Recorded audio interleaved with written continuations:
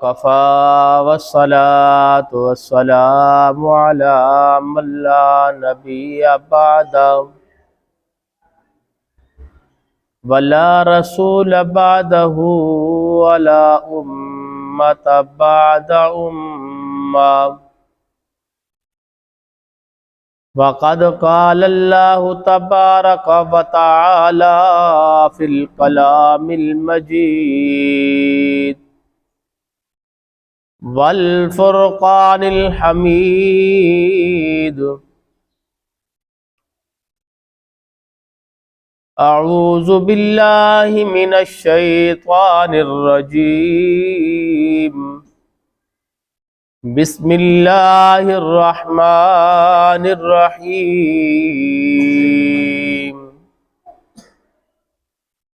ला यमस्सुहु इल्लल मुतहहरून। सदक़ल्लाहुल अज़ीम व सदक़ रसूलुहुन नबियुल करीम व नहनु अला ज़ालिका लमिनश शाहिदीन वश्शाकिरीन वल्हम्दुलिल्लाहि रब्बिल आलमीन। मुँह देख लिया आईने में, पर्दा न देखा सीने में, दिल ऐसा लगाया जीने में, मरने को मुसलमान भूल गए। ए जन्नत तुझ में हूरों कसूर रहते हैं, मैंने माना के ज़रूर रहते हैं। ए जन्नत तू कर मेरे दिल का तवाफ, मेरे दिल में हुजूर रहते हैं।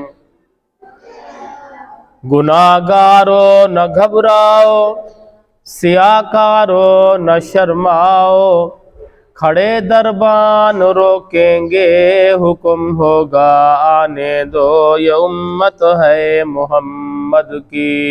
मोहम्मद मुस्तफ़ा का सारा सरमाया सहाबा थे, जिना यारी वफादारी निभाए सहाबा थे। वाजिबुल एहतराम मेरे नन्हे मुन्ने तालिब इल्मों, उस रब्बे करीम, उस मालिक, उस खालिक का करम और एहसान है जिसने मुझे और आपको अपने घर में बैठने की तौफीक बख्शी और जिसने मुझे और आपको दीन की निस्बत बैठने की तौफीक दी। कारी साहब कुरान के बारे में, वज़ू के बारे में और उस्ताद का अदब, बड़ों का अदब, छोटों के ऊपर शफ़क़त, ये चीज़ आप लोगों को बता रहे थे। और जो बच्चा कामयाब होना चाहता है वो माँ बाप का अदब करे, उस्ताद का अदब करे,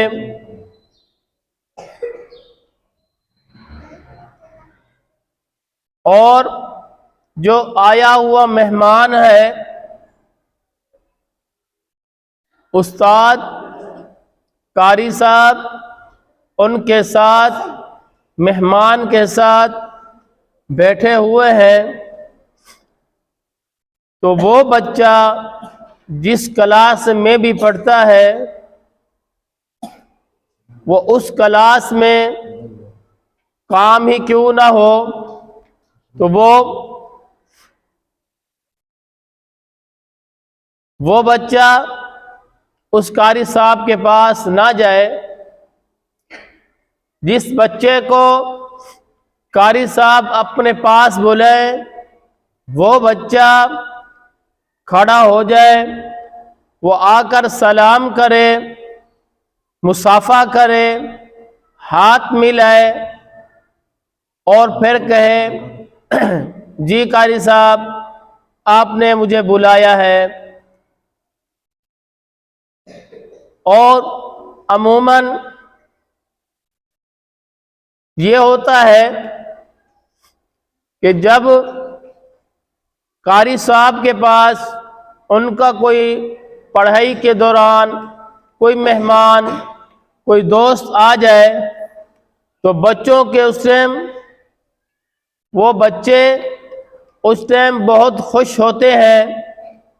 अब हमें बातें करने का मौका मिल गया, गप्पे लगाने का मौका मिल गया, एक दूसरों से दुनियावी बातें करने का मौका मिल गया।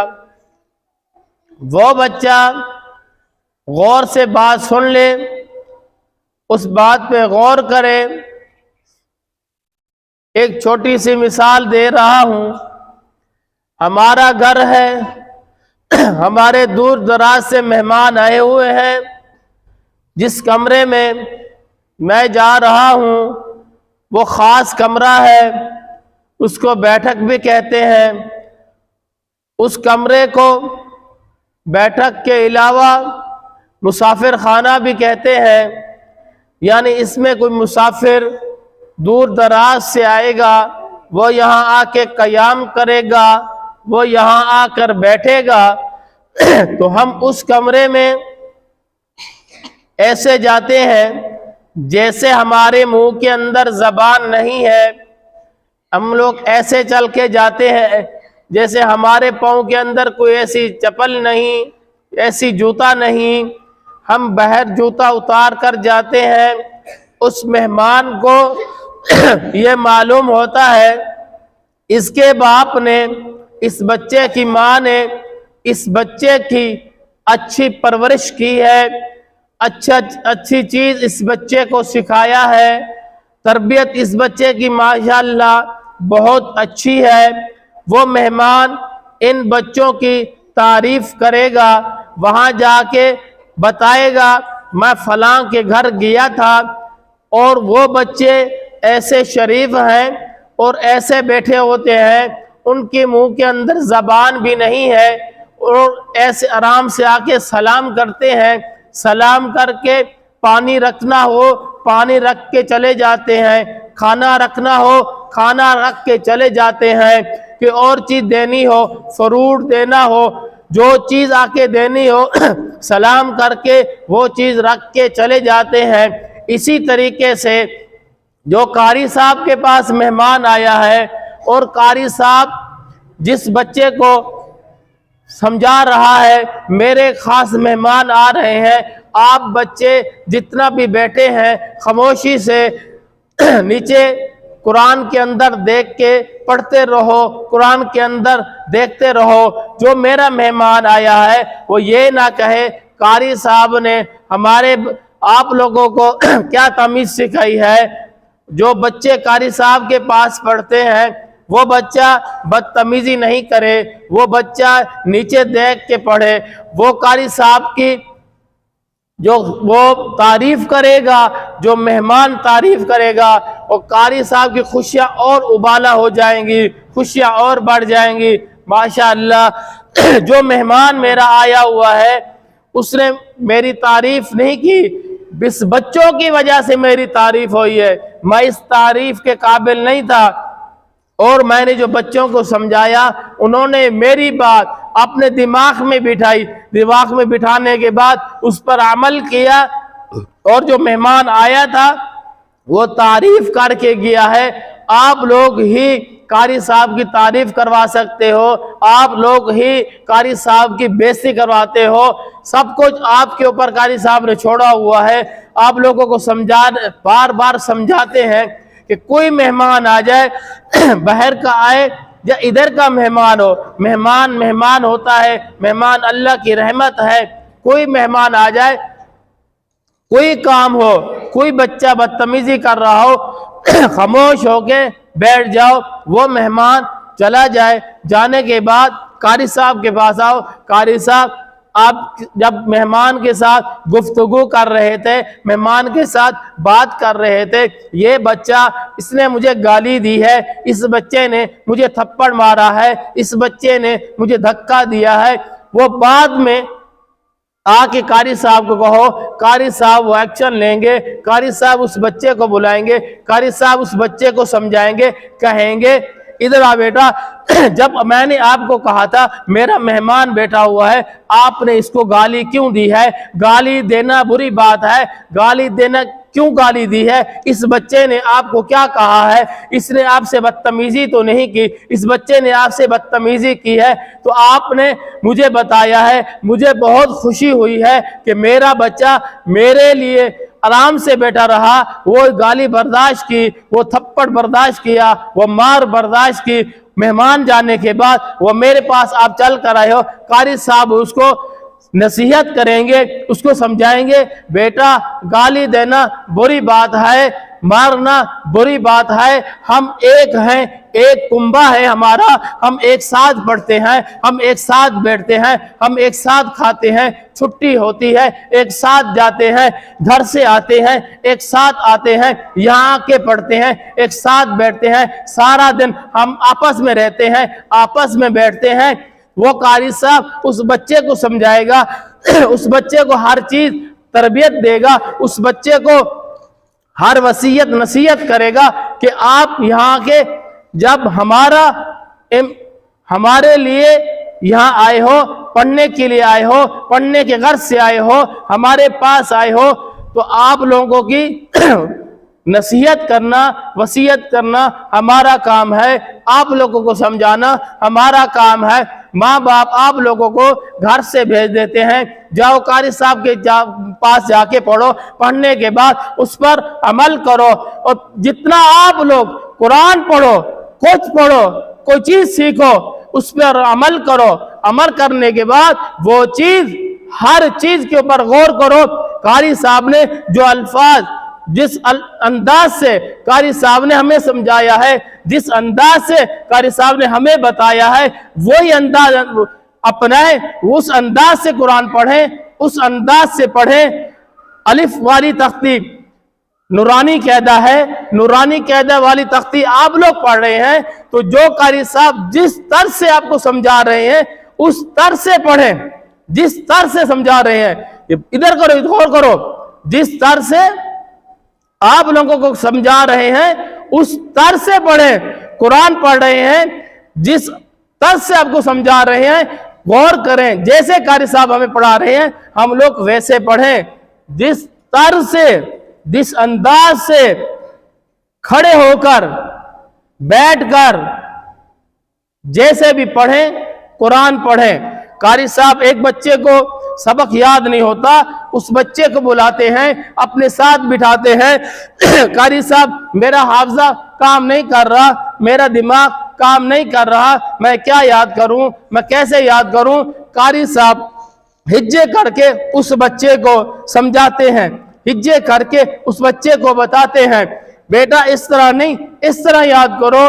वो बच्चा उसके ऊपर गौर करे, उसके ऊपर फिक्र करे, मेरे कारी साहब मेरे ऊपर कितना मेहनत कर रहे हैं, मैं कितना वो अनजर्फ हूं कि मैं याद करने की कोशिश भी नहीं करता हूं, और कारी साहब मेरे कितना मेहनती हैं, मेरे ऊपर कितना मेहनत कर रहे हैं, मुझे नहीं आता, मुझे बुलाते हैं, मुझे साथ बिठाते हैं, मुझे बताते हैं, बेटा ऐसा नहीं, ऐसा याद करो।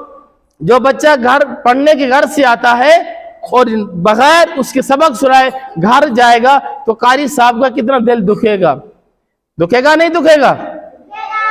क्यों दिल दुखेगा? अब घर में जाए खाना नहीं खाए, माँ बाप का दिल दुखेगा नहीं दुखेगा, मेरा बेटा खाना क्यों नहीं खाया? इसी तरह जो बच्चा यहाँ के सबक न सुनाए, यहाँ के बातें करे, बगैर सबक सुनाए घर चला जाए, तो कारी साहब के ऊपर क्या गुजरती होगी? कारी साहब फिक्र और गौर फिक्र में रहते हैं, यार ये बच्चा आज मेरे पास पढ़ने आया है, पढ़ने के घर से आया, इसने सबक नहीं सुनाया, उनको फिक्र रहती है कारी साहब को आप लोगों के लिए, आप लोगों के लिए फिक्र रहती है कि मेरा जो बच्चा मेरी क्लास में पढ़ता है वो बच्चा मुझे बगैर सबक सुनाए कैसे चला गया, वो बगैर सबक सुनाए कैसे चला गया। ये बात गौर करें, इसके ऊपर गौर करें। जो बच्चा पढ़ने के लिए आया है ना, पढ़ने के लिए, उसके ऊपर गौर करें। हमारे कारी साहब कितनी मेहनत कर रहे हैं, हमें समझा रहे हैं। एक क्लास के अंदर 30 बच्चे हैं और 30 बच्चों का सबक सुनना आसान बात नहीं है, 30 बच्चों को समझाना आसान बात नहीं है, आसान बात बिल्कुल नहीं है। एक एक अल्फाज अपने मुंह से निकालते हैं कारी साहब, एक एक अल्फाज निकाल के आपके मुंह में देते हैं। देते नहीं देते? पढ़ाते हैं नहीं पढ़ाते हैं? आपको अलिफ नहीं आ रहा, उसके ऊपर मेहनत कर रहे हैं, आपने मुंह से निकाल के आपके मुंह में दे रहे हैं। आपके मुंह में जो अल्फाज आएगा कितना अहम अल्फाज होगा, आपके मुंह में जो अल्फाज आएगा कितना अहम अल्फाज होगा, और जो आपको चीज बताई जाएगी कितना अहम बात होगी। कारी साहब माशाअल्लाह बहुत मेहनत करते हैं, बहुत समझाते हैं खुदा के लिए। उस्ताद का अदब करो, माँ बाप का अदब करो, उस इदारे का अदब करो, उस मोहतमिम का अदब करो, उस कुरान का अदब करो, जिसके ऊपर कुरान रखा उसका अदब करो, जो गलाफ है उसका अदब करो। कपड़ा कहाँ बना, कपड़ा कहाँ से आया, हमने कपड़े पहने हुए हैं, इसकी कोई इज्जत है? बोले इसकी इज्जत क्यों नहीं है? ये तो कपड़ा है ना। वो गत्ता कहाँ बना, वो कागज कहाँ बना, लकड़ी कहाँ बनी, डेस्क कहाँ बना? हाँ, उस डेस्क की निस्बत कुरान से हुई, उस गत्ते की निस्बत कुरान से हुई, उस कागज की निस्बत कुरान से हुई, उस गिलाफ की कपड़े की निस्बत कुरान से हुई। कुरान भी आला, गत्ता आला, गलाफ आला, पढ़ने वाला आला, पढ़ाने वाला सब आला हो गए। तो फिर पांव से क्यों कौन मारता है डिक्सों को? कुरान नीचे कौन फेंकता है? कुरान खुला हुआ गप्पे कौन लगाता है? कुरान खुला हुआ गीबत कौन करता है? कुरान पढ़ो, उसका अदब करो, अपने उस्तादों के लिए दुआ किया करें, या अल्लाह हमें इतना अच्छा नेक, इतना अच्छा उस्ताद मिला है, या अल्लाह हम इसी कारी साहब, कोशिश करें हम इसी कारी साहब के पास पढ़ के जाएं और इसी कारी साहब के पढ़कर कामयाब हो जाएं। ऐसा होना चाहिए नहीं होना चाहिए? हाँ, चलो अल्लाह तबारक व तआला मुझे और आपको इस पर अमल करने की तौफीक अता फरमाए। वाखिर दावा।